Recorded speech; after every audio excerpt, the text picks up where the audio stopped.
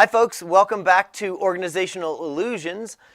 My name is Troy Lepper and this is the third segment of our Let's Talk series on From Conflict to Cooperation. In the first segment we talked about how diversity can create conflict in your workspace. In the second segment we talked about how equity or fairness, especially in reference to pay, promotion, and protection, can help build a bridge from that conflict to cooperative environments that are based on inclusion. And so in this third segment, we're going to focus in on inclusion and hopefully wrap things up in a way that makes sense and follows our logic of from conflict to cooperation. So let's talk about inclusion. So first off, we have to define what inclusion is. And according to the dictionary, inclusion is the action or state of including or of being included within a group or structure. Now, that sounds a bit complicated, so let's break that down a little bit more. What inclusion really means is, does your employees feel like they belong to your organization? And so when we think about belonging, do they really feel as if they're part of the plan? And turns out belongingness is something that employees really feel strongly about. They want to feel as if they're part of the plan. They want to feel like they're on the team. They want to feel as if they're part of the organization's purpose. But you might ask yourself as managers, well, why is that important to us as an organization? Well, it turns out there's some reasons why that is. And we know that organizations that focus in on purpose as a main consideration of creating inclusive environments within their workspaces gain certain things. The first thing that they get are their employees are 4 times more engaged than employees that don't feel as if they're part of the organization's purpose. Another thing is that 50% of those employees that feel as if they are part of the purpose are more likely to be promoted.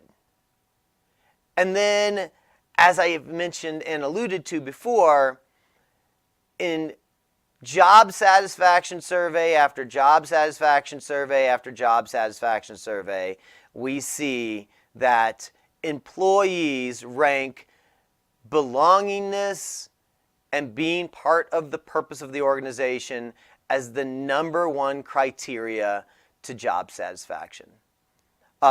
Also, companies that focus in on purpose are more likely to outperform their peers by a 6-to-1 ratio.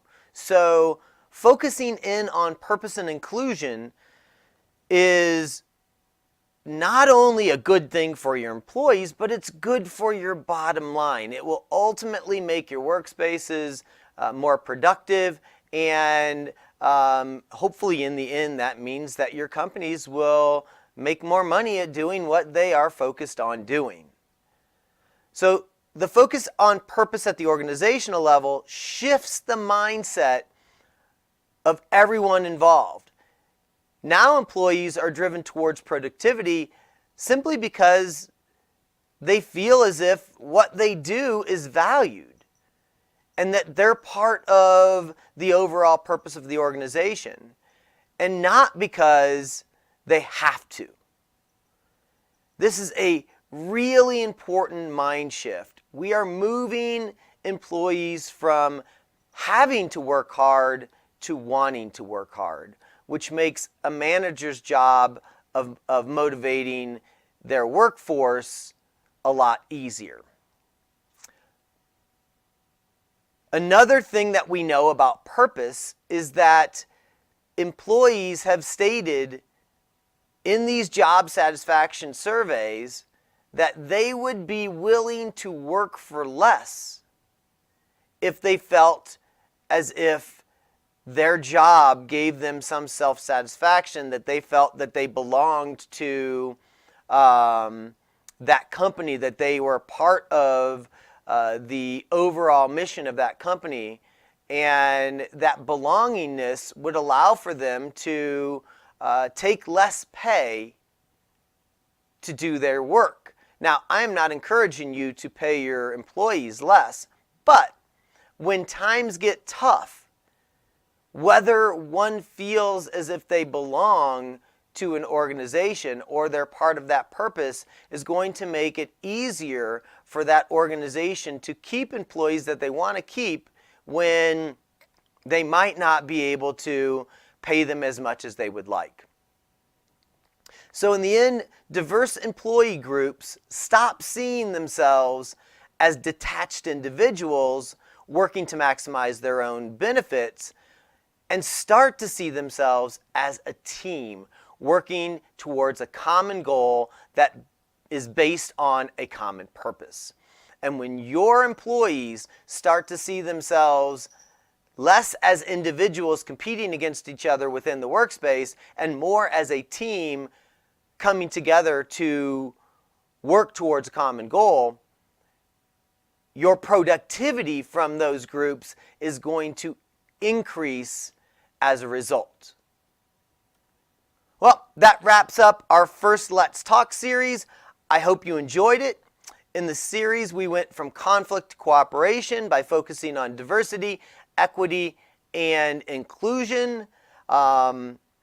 Remember that there's an easy way to think about this dichotomy. Just imagine a yin-yang. On one side you have diversity, on the other side you have inclusion, and that sliff that goes down and separates the two halves is equity.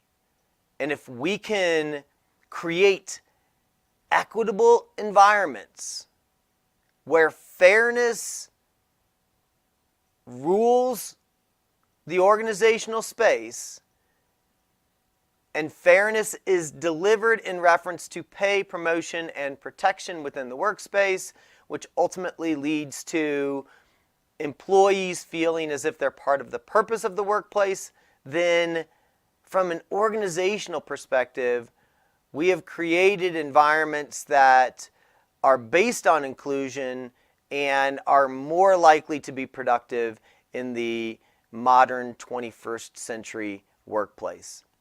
Thanks for listening, and I look forward to talking to you again in the future.